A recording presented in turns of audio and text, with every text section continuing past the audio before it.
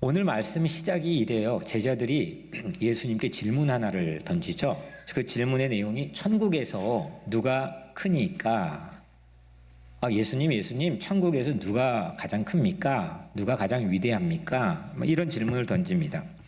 마태는 오늘 우리가 읽은 이 본문은 이 질문만 딱 이렇게 우리에게 소개하고 있지만 같은 동일한 사건을 다루고 있는 마가는 조금 더 세밀하게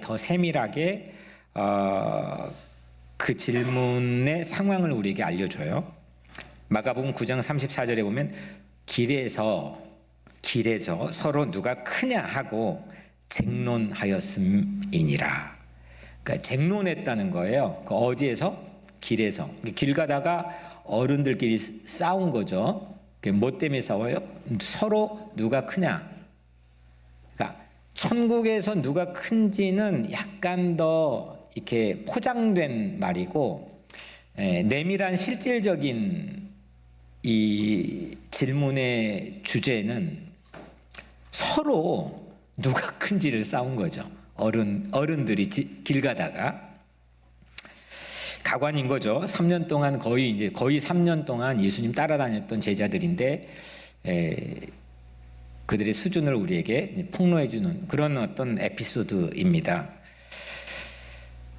제자들이 처음 그런데 만났을 때, 예수님 처음 모였을 때는 서로 서열이 있었을까요? 없었을까요? 없었겠죠. 처음 만났는데 무슨 서열이 필요했겠습니까? 막 뜨거운 가슴을 가지고 자기 거 다 버리고 예수님 만났으니까 당연히 서열 같은 게 없었겠죠. 그런데 베드로가 주는 그리스도시요 살아계신 하나님 아들이라고 신앙 고백을 하잖아요. 그리고 예수님께 어마무시하게 칭찬을 받잖아요. 그리고 그 직후에 예수님이 3명만 딱 뽑아가지고, 베드로 포함한 3명만 뽑아서 변화산에 올라가고, 그리고 나서 납세 문제에서는, 이 세금 문제에서는 베드로가 대표격이 되죠. 이렇게 일이 진행되는 과정에서 제자들 사이에서 누가 큰지 서열이 최대 이슈로 부각이 된 거죠. 누가 크지? 누가 더 높은 거야? 이런 서열의 문제가 상당히 중요해졌다는 거죠. 교회 이 오순절 다락방이 시작했던 예루살렘이 기독교의 첫 번째 교회에 서로 큰 게 뭔 소용이 있었겠습니까? 그때 목사가 있었겠습니까? 직분이 있었겠습니까? 물론 사돈이 있었겠지만 서로 누가 높고 큰지에 대한 아무런 관심이 없었을 겁니다. 그런데 이게 초대교회 지나고 중세시대 중세교회 지나고 오늘날 교회 이르기까지 아주 복잡하고 아주 다양한 제도, 시스템, 직분 이런 게 만들어지면서 실제로 교회에서도 솔직히 우리 좀 내놓고 얘기해 보면은 중요해져 버렸잖아요.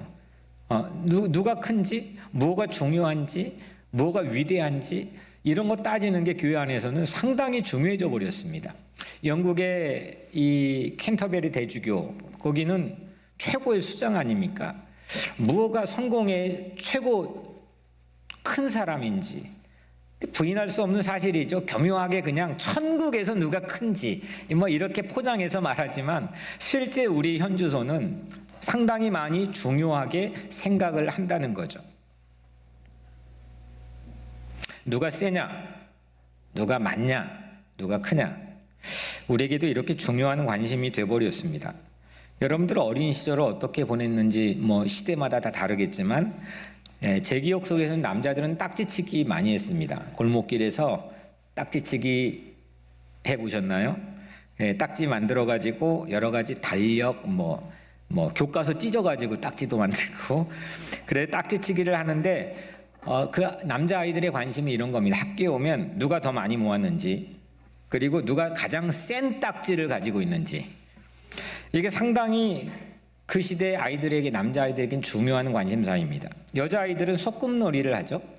저는 소꿉놀이를 해본 적은 없어서 무엇가 가장 중요한지는 모르겠지만 여튼 예상을 해보면 누가 더 예쁜 게 많은지 이런 거 상당히 중요할 것 같습니다. 그런데 커서도 보면 남자들은 주로 누가 돈 더 많이 버는지, 여자들은 누가 더 살림살이가 더 예쁜 게 많은지, 이 서열이 상당히 중요합니다. 어떤 전문기관들은 이런 걸 따져가지고 연봉의 샐러리가 누가 가장 많은지, 어떤 직업이 많은지, 어떤 대학 나와야 많은지 이걸로 사람을 매겨버립니다. 그러니까 사실 이게 아주 기사로 좀 근사하게 만들어놔서 그런 거지. 그 뭐 다 이게 일맥상통하는 이 뭐 50보 100보의 이야기 아니겠습니까? 그런데 이렇게 이제 이런 그 맥락에서 이 제자들이 질문했죠. 천국에서 누가 더 큽니까? 근데 예수님이 답하죠. 근데 답하는 대신에 하나의 어떤 액션을 보여주시는데 그게 뭐냐면 한 어린아이를 그 방 한가운데에다가 세웠어요. 그리고 세 가지 말씀을 이어서 하시는데 오늘 3절 첫째, 4절 둘째, 5절 셋째예요. 먼저 첫 번째 3절은 너희가 돌이켜 어린 아이들과 같이 되지 아니하면 결단코 천국에 들어가지 못하리라. 그러니까 어린 아이들과 같이 되지 아니하면. 두 번째 4절이죠. 누구든지 이 어린 아이와 같이 자기를 낮추는 사람이 천국에서 큰 자니라. 마지막 세 번째 5절이죠. 누구든지 내 이름으로 이런 어린아이 하나를 영접하면 곧 나를 영접함이니. 이게 비슷해 보이지만 이게 전부 다 각각 3절, 4절, 5절이 다른 내용이거든요. 근데 이 셋 모두가 공통적인 건 뭐냐? 어린이와 같이입니다. 그러니까 오늘 제목으로 하면 어린이처럼, 똑같은 말이죠. 어린이처럼. 천국에서 누가 큰지에 관한 예수님의 답은 뭐냐면 어린이와 같이, 어린이처럼입니다. 그러면 상당히 우리에겐 중요한 이슈가 되어버리는 거죠. 안 그래도 우리의 삶의 기저에는 큰 것, 이 서열이 중요한 관심이 됐는데 천국에서 누가, 하나님 나라에서 가장 누가 큰지, 위대한 삶을 사는지에 대한 답변으로 한 어린이를 방 한복판에 세웠다? 이게 답변이었다. 그리고 해주신 세 가지의 말씀, 이건 우리에게는 결정적으로 중요한 근거를 갖는 거죠. 그것이 오늘 우리가 말씀을 아주 깊이 좀 상고해보고 들여다볼 이유가 되는 겁니다. 이 어린이처럼, 애들처럼인 거죠. 영어로는 두 가지가 있죠. 하나는 childish. 어떤 뜻이죠? childish. 좀 철없는, 그리고 유치한, 미숙한, 철부지와 같은 뭐 이런 의미가 childish, 애 같네, 뭐 이런 뜻이죠. 그 다음에 childlike, 순진무구하고 천진난만하고 뭐 이런 뜻이 childlike죠. 그러니까 childish와 childlike 어떤 게 좋아요? 당연히 childlike죠. 예수님이 childish 얘기하는 걸 아닐 거 아니에요. childish해야 하나님 나라 간다는 게 아닐 거 아니에요. childlike. 그렇게 해야 간다는 건데, 근데 가만히 이 말씀 묵상해 보니까 이 스토리 안에는 이 두 가지가 다 나오는 것 같아요. childish하고 childlike. childish는 그 지금 제자들 모습이 철부지 같잖아요. 철부지 같잖아요. 그러니까 childish한 애어른들이죠. 그 다음에 그 한복판에 세워놓은 예수님이 예시로 사용하시는 순진무구한 한 어린아이는 childlike죠. 그러니까 애 앞에 애를 세워놓는 거죠. 애들 앞에 애를 세워놓는 겁니다. 어린이 앞에 어린이를 세워놓는 거죠. 여러분은 이 둘 중에 어떤 어린이인가요? 어떤 어린이가 되고 싶은가요? 그렇죠. 성인이지만 철부지가 되고 싶나요? 아니면 천국에서 위대한 어린이가 되고 싶나요? 이 본문의 이야기는 보통은 이게 목사님 설교들을 보면은 어린이를 위한 말씀처럼 이렇게 우리가 많이 듣게 되지만 이건 실제는 어린이를 위한, 오디언스가 어린이가 아니에요. 이건 어른이에요. 그러니까 어린이를 위한 말씀이 아니라 어린이를 통한 어른들을 위한 말씀인 거죠. 그래서 어린이를 이 말씀 가지고 어린이를 우상처럼 떠받들자는 뜻도 이 안에는 예수님의 의중에 없는 거고요. 또 어린이를 마냥 어린이만 좋아하라 뭐 이런 뜻도 이 안에는 아닌 겁니다.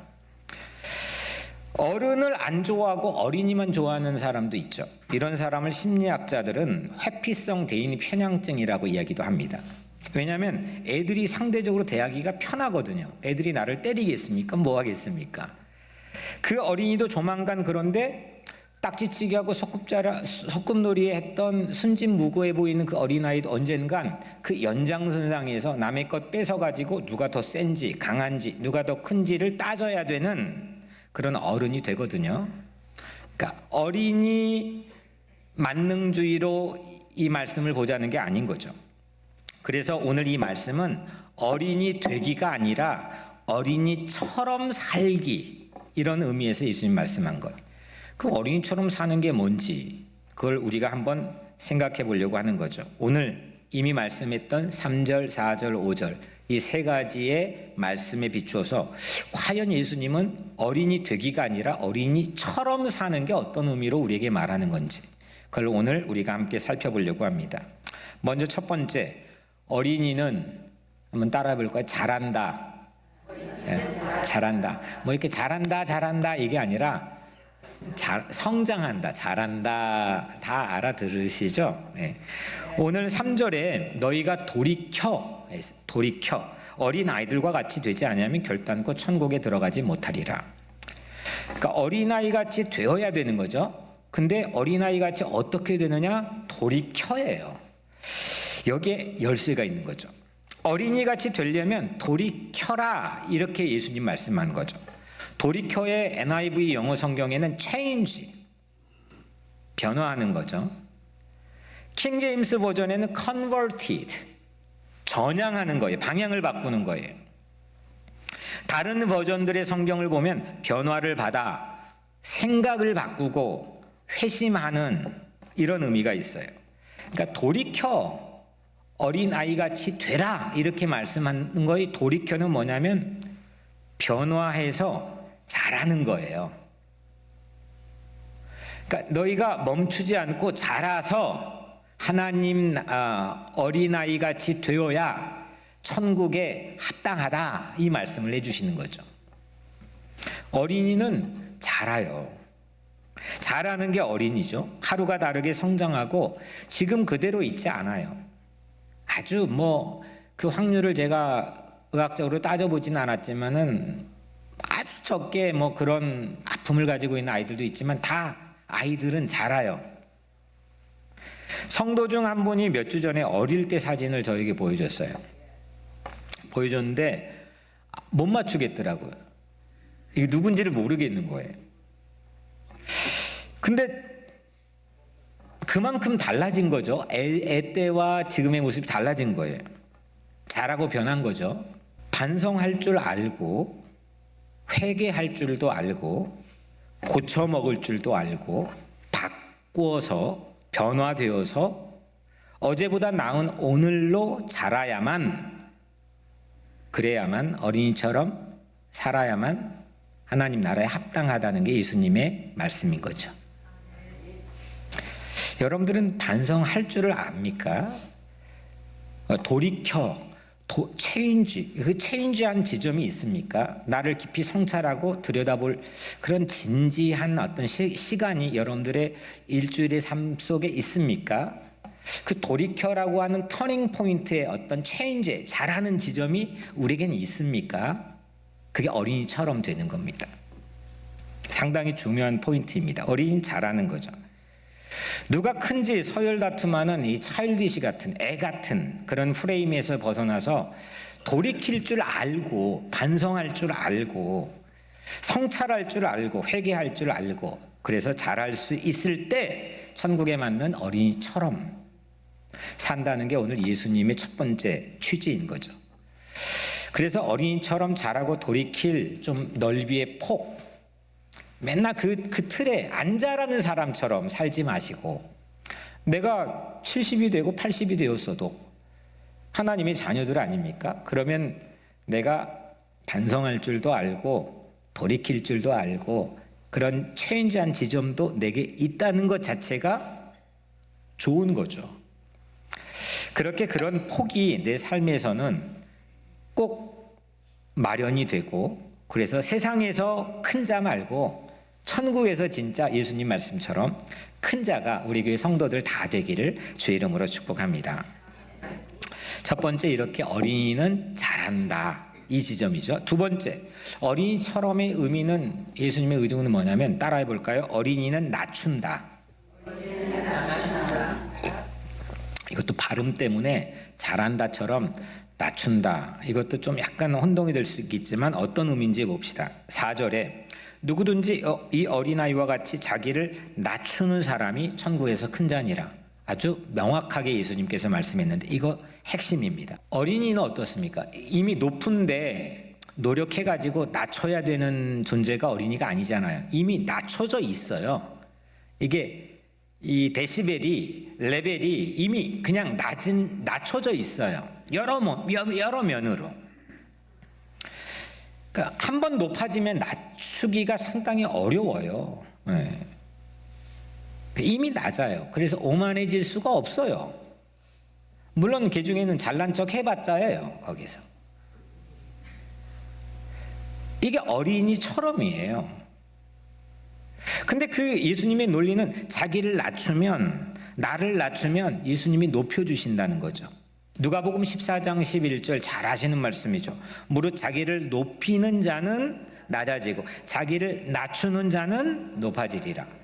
여러분 높아지고 싶습니까? 낮아지고 싶습니까? 아니, 제 솔직히 좀 얘기하면 높아지고 싶죠. 그러면 전자입니까? 후자입니까? 내가 스스로 나를 높이는 것보다 예수님이 높여주는 게 훨씬 더 상식적으로 근사한 삶의 생각이고 가치관 아니겠습니까? 그런데 여기 다 무너져요. 여기 뭐 세상에 있는 사람들도 그렇지만 교회에 있는 저 같은 목회자들 대표적이고 이거 여기에서 다 무너지는 거예요. 자기를 막 높이려고 하는 거죠. 왜 그런지 아세요? 제가 가만히 생각해 보니까 한 가지 함정이 있어요. 왜 이거 아는데 다 안다는 거예요. 근데 안 돼, 다. 왜 안 되냐? 과연 이 예수님의 말씀이 이게 과연 가능할지 의심하거든요. 현실에 가져오면 불안해요. 이게 안 맞을 것 같단 말이에요. 그러니까 자꾸 자기를 높이려고 노력하는 거죠.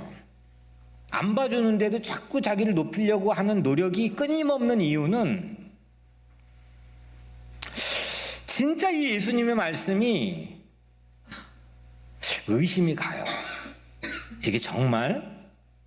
이게 만약에 확신 있게 들어오면 이거 안 돼, 안 하면 바보가 되는 거 아닙니까? 또 예수님 말씀했죠. 누구든지 으뜸이 되고자 하는 자는 모든 사람의 종이 되어야 하리라. 인자가 온 것은 섬김을 받으려 함이 아니라 도리어 섬기려 하고 자기 목숨을 많은 사람의 대속물로 주려 함이니라. 심지어 지난주에 찰스 3세가 영국의 국왕이 됐죠. 그래서 여튼 대관식을 하는데 딱 이 말씀을 인용했죠. 나는 섬김을 받지 않고 섬기겠다. 아니 근사하죠. 근데 저는 믿을 수는 없었지만 제 영국에 사는데 매일같이 하루도 안 빠지고 나오는 기사가 두 가지가 있어요. 영국은 뭐냐면 하나는 축구, 하나는 왕실. 그들의 가십거리가 그들의 삶의 재미를 더해주는 것 같아요. 하루도 안 빠져요.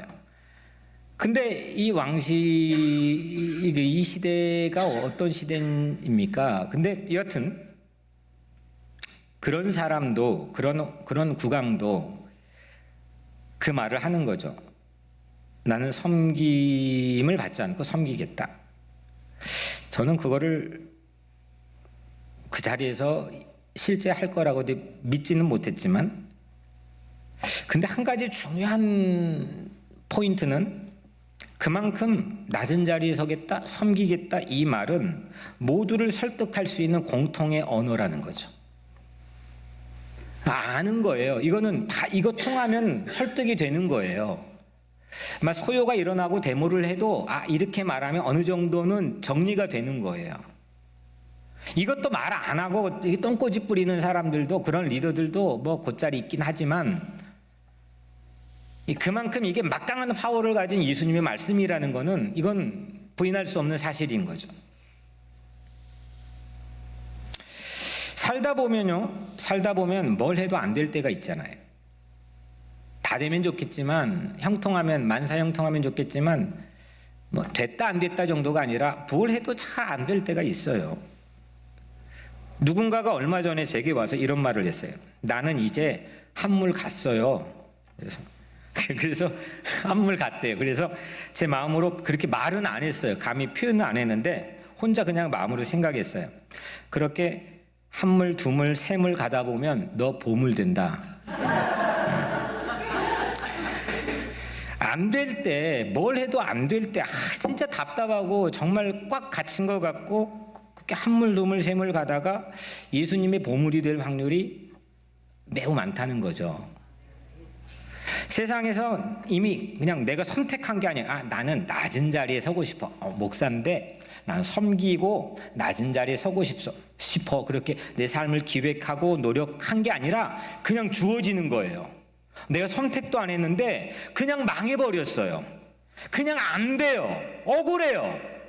낮은 자리에 그냥 강요당해 서 있어요. 그럴 때 있죠. 그런데 그렇게 설지언정 천국에서 가장 큰 보물 된다면 그게 더 낫지 않겠습니까? 그렇게 살자는 거죠. 오늘 메시지 전하는 이유는 예수님이 그렇게 말했기 때문에 우리 그렇게 살자는 겁니다. 역경을 딛고 세상의 큰 자가 되는 것도 물론 희망이죠. 여러분들 어떤 고난과 역경도 이기고 우리 세상의 위대한 삶을 삽시다. 이것도 엄청난 큰 주림이고 희망입니다. 하지만 그거보다 더 큰 희망은 역경 안에서, 역경 속에서 진짜 보물 되는 거죠. 세상에서 만지는 것마다 다 잘 됐는데 쓰레기 같은 인생 사는 사람들 얼마나 많이 있습니까? 나중에 우리는 하나님, 살아계신 하나님 앞에 서는 거 다 알잖아요. 어떤 역경 속에서도, 그 역경 가운데서도 내 외형의 삶의 형편과 환경이 매우 어려울지라도 그 가운데에도 보물되는 여러분들 삶이 되기를 주의 이름으로 축복합니다. 내려온 선구자 하나를 제가 소개를 하려고 하는데 그 사람 이름이 바울입니다. 그 사람은 이게 72살도 아니고 청년의 때에 모든 거 내가 얻었던 유익했던 모든 거를 배설물처럼 해로 여겨버리고 스스로 자의적으로 내리막길을 쫙 너무 유쾌하게 내려온 대표적인 선구자죠.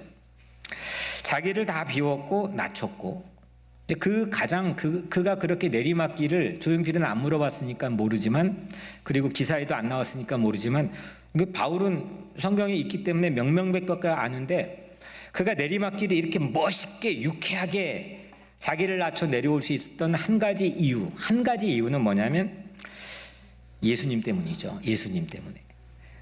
그가 고백했던 유명한 말 한마디는 빌립보서 2장 6절 8절 그는 근본 하나님의 본체시나 하나님과 동등됨을 취할 것으로 여기지 아니하시고 오히려 자기를 비워 종의 형체를 가지사 사람들과 같이 되셨고 사람의 모양으로 나타나사 자기를 낮추시고 죽기까지 복종하셨으니 그 십자가에 죽으심이라. 이건 기독교의 이제 교리가 돼버리죠. 기독론의 교리가 돼버리는데 그런 거 교리 때려치우고 그냥 몰라도 되고 이게 바울이 처음 예수를 경험할 때 그냥 그 고백으로 우리 돌아가 생각해 보면 어디서 정리해 준 적도 없고 뭐 책을 읽은 적도 없고 실제로는 바울은 예수를 만나본 적도 없고 예수가 어떻게 살았는지를 본 적도 없고 십자가 죽은 걸 본 적도 없는데 이런 고백을 한다는 거죠. 예수는 자기를 비웠다. 종의 형체를 가졌다.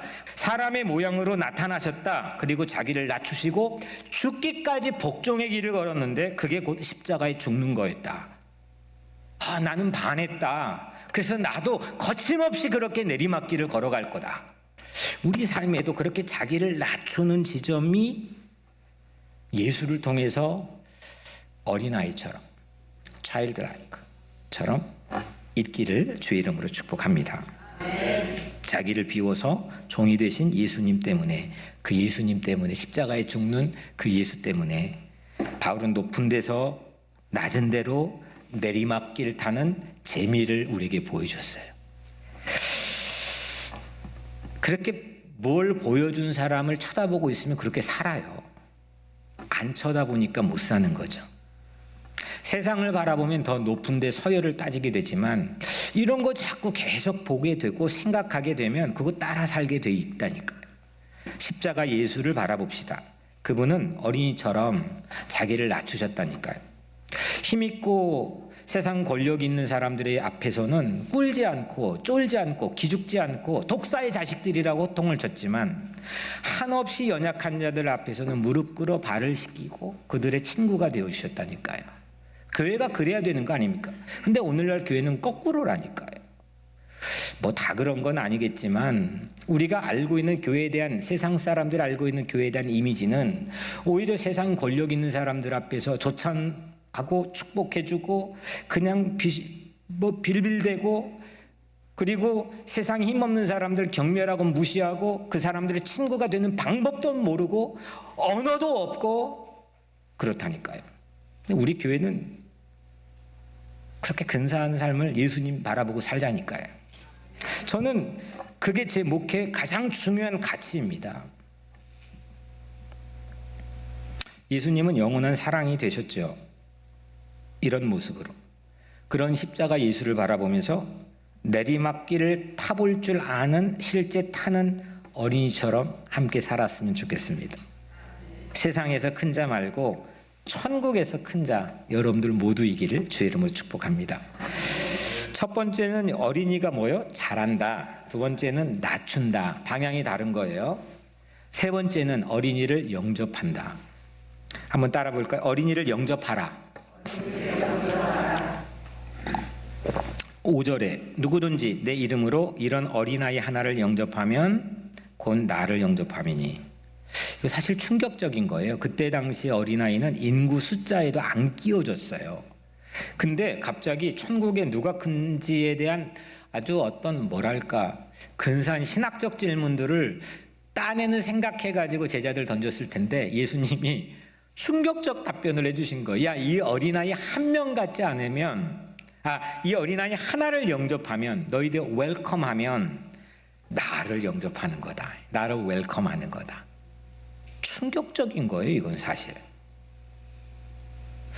그냥 그때 당시를 굳이 역사적으로 고찰하지 않고 오늘 우리 생각해봐도 이건 충격적인 거예요. 어린아이 하나를 영접하면, 웰컴하면 이거는 예수님 환영하는 거고 예수님 영접하는 거예요. 우리 예수님이 영접하는 게 곧 믿음이고 그 예수님 영접하는 걸 통해 구원받게 된다는 교리를 가지고 있잖아요. 그런데 예수님 영접이 곧 어린아이 하나를 영접하는 거다? 이거 어떻게 해석해야 되는 겁니까? 이건 진짜 충격적인 겁니다. 근데 이 말씀을 가만히 보면 여러분들, 먼저는 제자들이 질문했던 누가 서로 큰지는 나만 있으면 돼요? 상대가 필요해요? 상대가 필요하죠. 비교를 해야 되니까 나 더 큰 사람보다 내가 더 크려면은 상대가 필요한 거죠. 어린이처럼, 오늘 제목인데 예수님 말씀한 거죠. 이건 제자들이 한 거는 누가 큰지. 예수님 말을 한 어린이처럼도 이것도 어린이라는 상대가 필요한 거예요. 분명히 말했잖아요. 이건 어린이 대상으로 한 설교가 아니라 어린이를 통한 어른에게 한 설교라고 그랬잖아요. 그러니까 우리는 어른이잖아요. 근데 상대가 필요한데 그 상대가 어린이라고 예수님 못 박아놨어요. 우리 눈앞에 누가 있느냐가 중요하다는 거죠. 내 눈앞에 누가 있으면 좋겠는지 평상시의 생각이 중요하다는 거예요. 우리 교회는 누가 있으면 좋겠는지에 대한 평상시의 수준이 중요하다는 거죠. 영접하고 환영하고 싶은 한 어린이가 눈앞에 있어야 돼. 이걸 예수님 말씀한 거예요. 이렇게 생각하는 목사들, 이렇게 생각하는 교회 지도자들, 이렇게 생각하는 성도들이 과연 오늘날 교회에 얼마나 있을까요? 있을까요? 있겠죠. 하지만 얼마나 있을까요? 전 그냥 1초도 쉬지 않고 답하기가 매우 어려운 질문이라고 생각합니다. 실제 우리의 현주소는 한 어린이를 환영하는 사람이 예수님을 환영하는 셈이라는 거잖아요. 그런데 세상에서는요, 낮추는 사람 아니면 그냥 낮아진 사람을 어떻게 봐요? 이렇게 눈앞에 그런 사람이 있으면 그렇게 흔쾌하게 환영할 그렇게 또 사모하거나 그러지는 않을 거요. 거의 대부분 세상은 시시하게 봐요. 그리고 무시하죠. 때로는 경멸해요. 저는 오늘날 이제 우리 교회에서 목회를 하고 있는데 제가 이 교회 성도님들을 1년 52주인데 일주일에 2명씩 만나도 이거 모자라는 거예요. 우리 교회 장로님들, 당회원들 1년 가봤자 저랑 한 번 개인적 자리 갖기가 어려울 거려. 근데 우리 교회 시스템에서 정말 예수님이 세우는 교회라고 한다면 몸이 아픈 사람, 또 연약한 사람, 외로운 사람, 이런 사람들이 친구가 되는 게 가장 더 급선무해야 되지 않겠냐, 이게 이제 제 생각인데, 그럼에도 불구하고 늘 자책해요. 진짜 이건 그냥 그런 척 하려는 게 아니라 이것 때문에 내가 목회를 계속 할 수 있을지에 대한 생각도 한다니까요. 내가 자격이 되는지에 대한 생각도 한다니까요. 최대한 노력을 해보려고 해도 이게 잘 안 될 때가 너무 많이 있다니까요. 낮추는 사람, 낮아져 있는 사람을 진정한 큰 자로 예수님 말씀대로입니다. 진정한 큰 자로 대할 수 있을 때 예수님을 영접하는 셈이라는 게 오늘 말씀입니다. 천국에서 위대한 삶의 관건이 뭐냐? 내가 지금 여기서 만날 상대가 누구냐는 거예요. 누구입니까? 주로 누구입니까? 나는 누구를 존귀하게 여기고 누구를 환영하고 싶고 누구를 만나고 싶어 합니까? 그거에 따라 예수를 영접하는 게 갈려진다는 게 예수님의 말씀 아닙니까?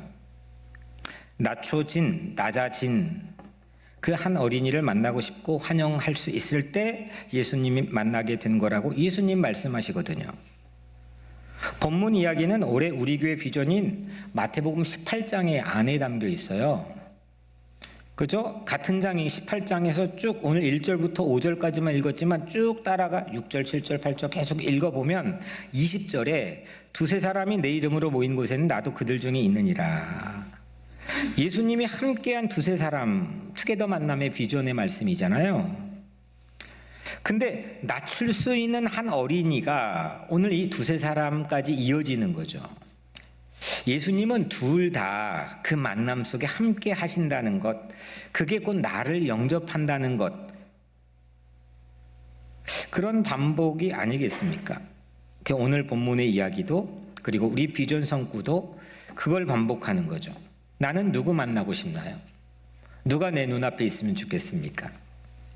목사님이요? 아니면 어떤 세상의 훌륭한 위인요? 나에게 돈 갚을 수 있게끔 도와줄 수 있는 어떤 부자요? 누구입니까? 우리는 신앙인입니다. 마태복음 25장 40절 말씀에 지극히 작은 자 하나에게 한 것이, 지극히 작은 자 한 사람에게 한 것이 곧 내게 한 것이니라. 똑같은 원리가 적용되고 있어요. 이건 계속 반복이 돼요. 한 어린이, 지극히 작은 자, 한 어린이를 영접하는 것이나 지극히 작은 한 사람을 섬기는 것이나 이건 모두 다 예수님이 영접하고 예수님 섬기는 것이라고 예수님 말씀했다. 이 정도 반복되면 부인할 수 없는 진리라고 생각되지 않나요? 예수 믿는다는 게 뭡니까? 예수 잘 믿는다는 것은 그래서 기도 열심히 하고 뭐 이런 것도 예수 잘 믿는 것도 축에 속하겠지만 진짜 예수님 말씀대로 따와서 예수 잘 믿는 거는 누구 만나고 싶은지에 대한 태도가 결정하는 게 성경에 나와 있는 이야기죠. 내 눈앞에 누가 있으면 좋겠는지에 대한 내 마음의 태도가 예수 잘 믿는 걸 결정한다니까요. 예수 믿는 것은 여러분들 예수를 알아야 믿죠. 여러분들 길 가다가 제가 어떤 모르는 사람에게 복음을 전하기 위해 말을 걸었는데 그 사람에게 Do you believe Jesus Christ? 이렇게 물어봤어요. 그 다음에 Do you believe me? 이렇게 물어봤어요. Do you believe Jesus Christ? 예수 믿어? 라고 물어볼 때는 yes 이렇게 말할 수 있지만 Do you believe me? 이렇게 하면 어떨 것 같아요? 좀 미쳤구나. 예. 내가 너 언제 봤다고, 근데 왜 내 말 가지고 예수를 믿는다고 그래? 그러니까 앞뒤가 안 맞을 수 있거든요. 사람을 믿는다는 건요, 알아야 믿죠. 여러분들 예수님은 어떻게 믿습니까? 때로는 그냥 갑자기 처음 왔는데 막 눈물이 나, 예배 드릴 때. 그냥 이유를 모르는 찬양 부를 때 막 가슴이 떨려요. 거기에는 아주 큰 함정이 담겨 있을 수도 있습니다. 그건 내 감정을 믿는 게 아니라, 근데 예수님은 어떻게 합니까, 여러분들은?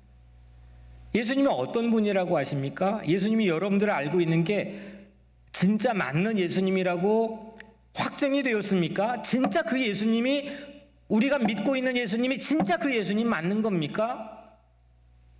알고 믿는 겁니까? 헛다리 짚고 있지는 않습니까? 말씀만 가지고 보자는 거죠.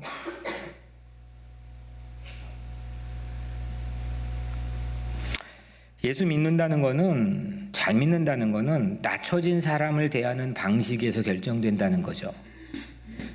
낮아진 사람, 때론 세상에서 무시된 사람, 소외받은 사람, 지극히 작은 한 사람, 그 사람을 내가 어떻게 대하는 방식에서 예수 잘 믿는 게 결정되는 거 아니겠습니까?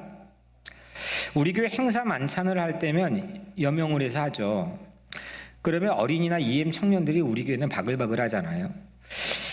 저는 우리 교회에서 그 어린이나 EM을 그 행사 때 대하는 태도를 그 행사 자체보다 더 중요하게 생각을 합니다. 이게 이제는 어느 정도 전달이 됐을 거라고 생각하지만, 대개 다 제가 처음 왔을 때는 본능적으로, 이거 누구나 본능적으로 빨리 지금 이 행사를 잘 해야 되니까 어린이에게는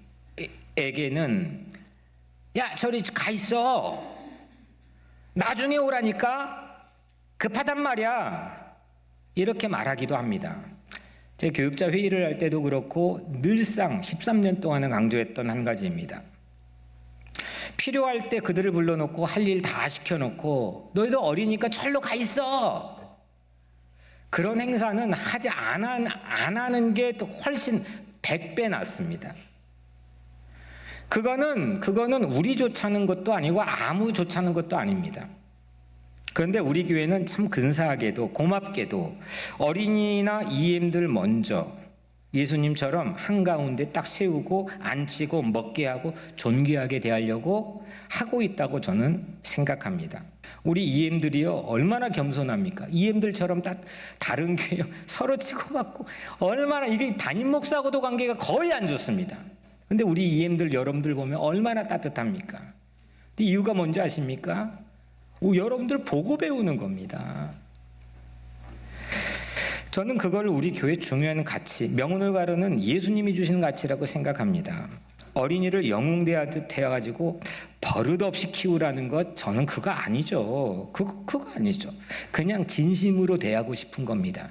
그들을 중앙에 세워주고 싶은 겁니다. 젊은이들 요즘 트렌디가 그러니까 젊은이들 예배로 그 청년들 쫙 해가지고 그런 어떤 교회 성장을 눈꽃, 그런 교회 생각했으면 저는 이 교회 있지도 않고 벌써 다른 교회로 떠났을 겁니다.